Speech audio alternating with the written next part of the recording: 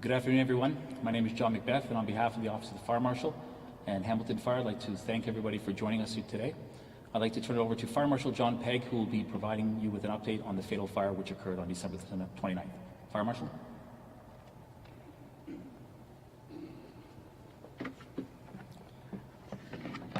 Thank you, John.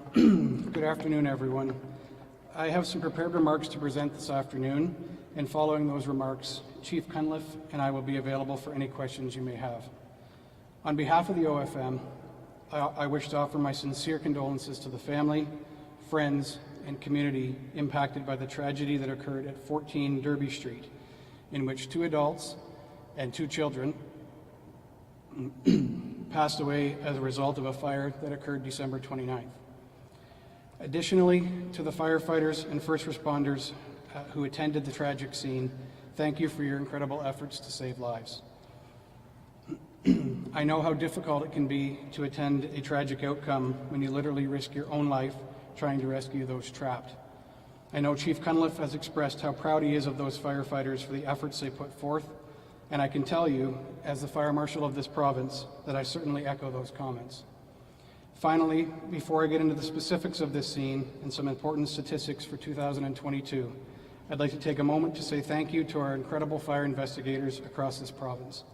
They are literally faced with devastation and destruction every single time they are deployed.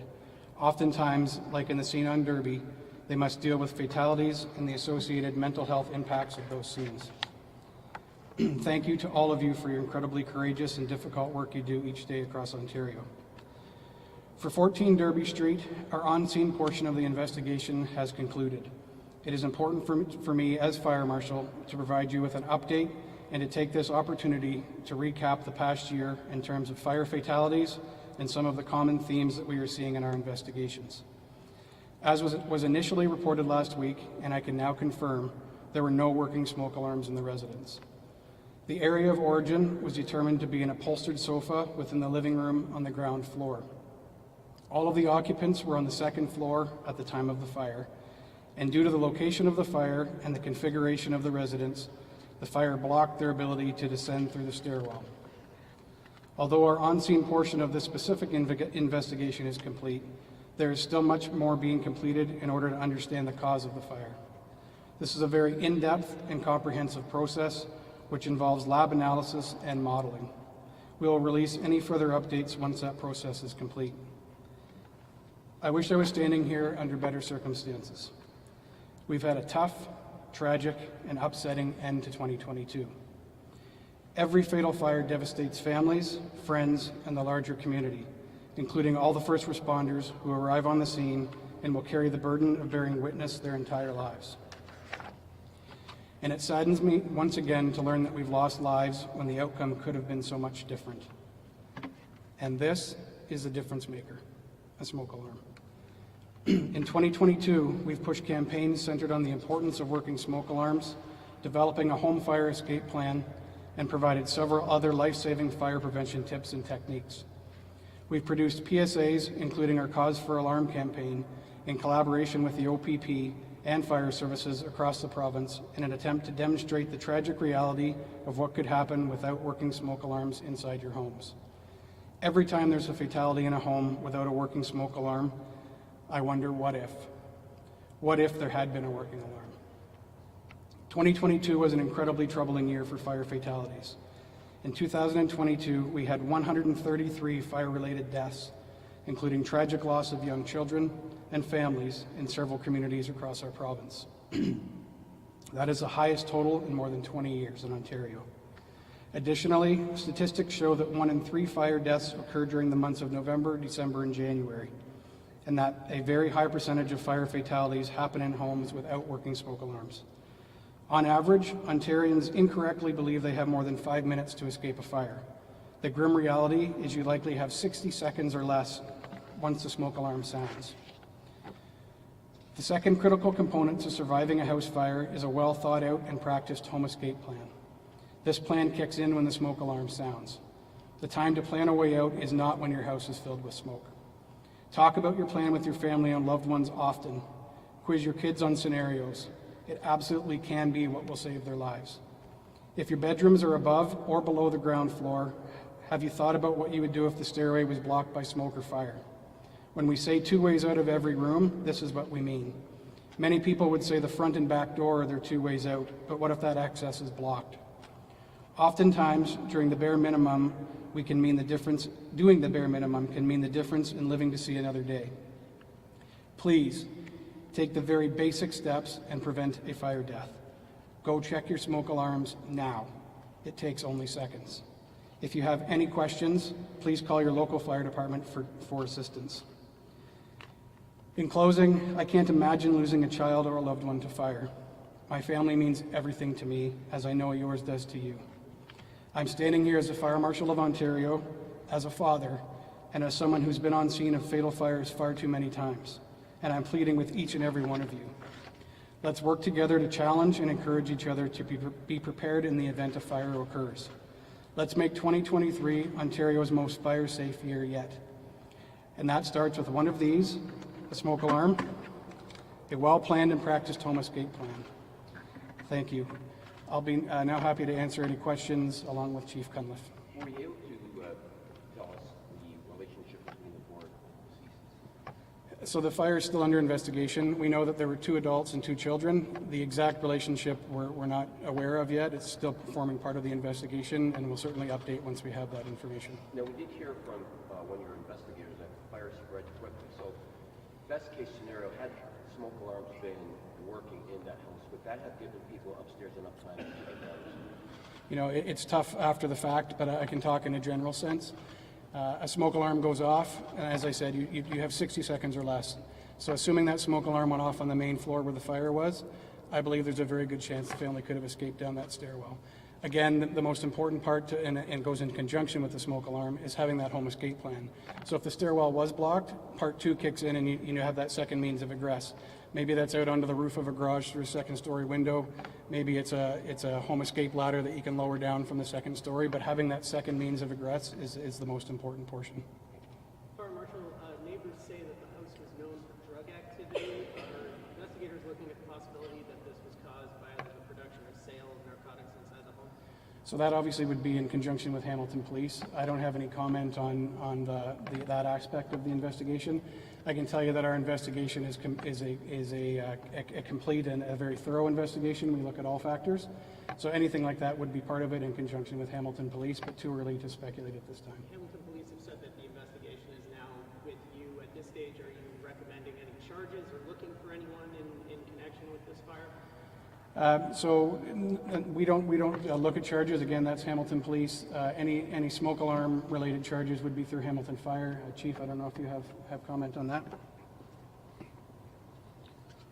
So as a follow-up to the fatal fire, our fire prevention division is now in the process of working with the investigative team, taking a look at the evidence as well as the city's legal team, and we're looking to pursue charges against the owner relative to failure to have a working smoke alarm. Are you able to tell us, was the owner one of the people killed or one of the other people inside the home when the fire broke out?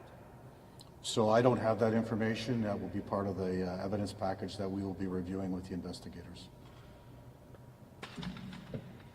Any sense of damages? Sorry, Chief, did you have anything on dollar value? So at this point, again, I haven't been given the final number. I know there was some work that still needed to be done with the investigators. Once we have that, we will publish that for you. Fire Marshal, why are fire-related deaths increasing? Good question. Not exactly sure. We know that the 2 most common leading causes of fires and fire deaths are cooking and careless smoking. Obviously, the number goes across the province. The type of fire changes often. Again, the most common trend that we're seeing is in fatal fires. The most common trend is no working smoke alarms. That's what we're trying to drive home. That little device and smoke alarms. You know, they've really increased over the years. The technology in them has increased. You can get a 10-year sealed smoke alarm now that you don't have to change the batteries on. But a very basic, like the one I showed right here, battery-operated smoke alarm will and can protect your family. On the day of the fire, Hamilton firefighters were seen going door to door handing out smoke detectors. Is problem throughout the entire complex where they were not working smoke detectors? So the day after, on the Friday morning, that is something that we as a fire department made a decision a number of years ago to do. We were seeing an increase in residences. Actually, over 50% of the residences that we are having structure fires do not have working smoke alarms. And so through our fire prevention division in conjunction with our operations, after we have a fire like this, we blitz the neighborhoods. On that day, we replaced 19 smoke alarms, 2 CO alarms, and 1 battery, and we educated 41 residents within the complex relative to fire safety, and certainly giving the messaging that you heard here from the Fire Marshal. Absolutely concerned, as the Fire Marshal is, in terms of the trend that we're seeing relative to fires in Hamilton over the last 2 years. Our fire statistics are up significantly. Last year, 247 structure fires we had in the city.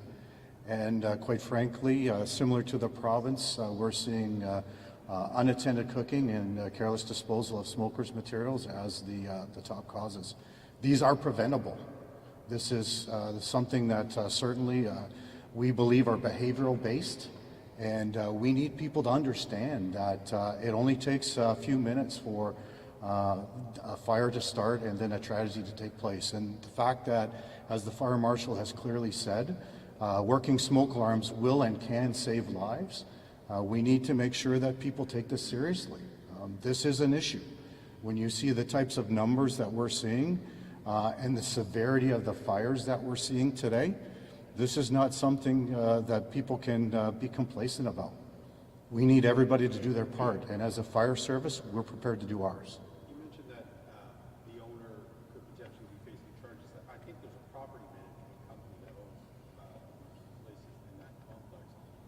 If there were other units that didn't have working smoke detectors, could there be multiple charges as a result of that? So again, we'll work through this as part of our due diligence to see.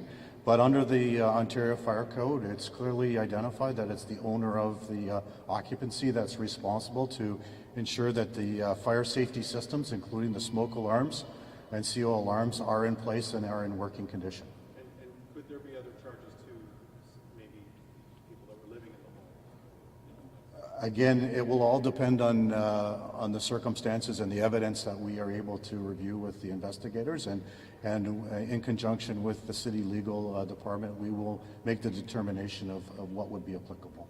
Chief, we know that sofa-less couches don't just spontaneously combust, and given the fact that the investigators are now able to determine that it started near a couch on the main floor, forensically, do you have the capability to determine what the accelerant may have been that caused that couch to move forward? I'll let the Fire Marshal answer this because it's his team that would actually be doing that. Yeah, so the cause of the fire, we know it's the couch. Trying to figure out exactly what ignited is the next stage of our investigation. So that does involve forensic and involves fire modeling. Not necessarily an accelerant.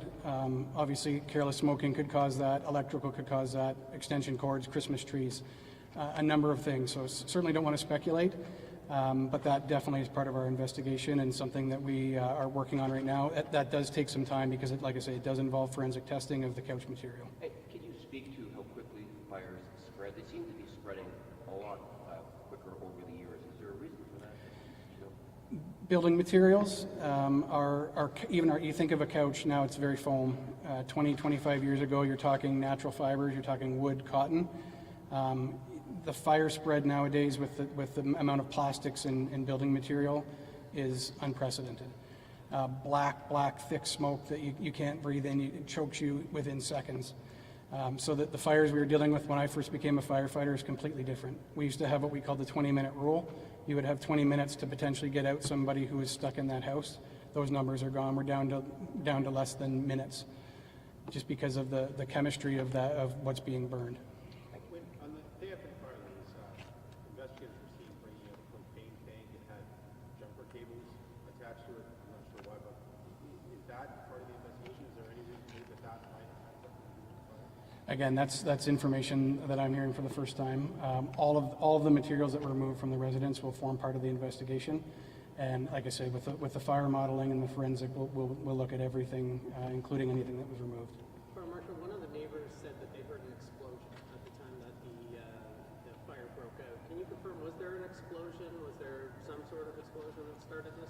Again, too early to hypothesize. I can tell you that, again, that it started in the couch. Would that cause an explosion? It should not. So again, we'll look into the details, the forensics come out and update.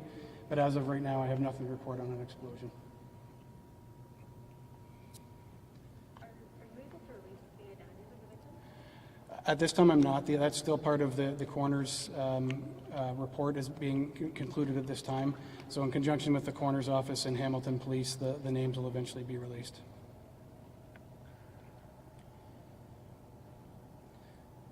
Not seeing any other questions. I just want to close with this, and it struck me while the chief was speaking.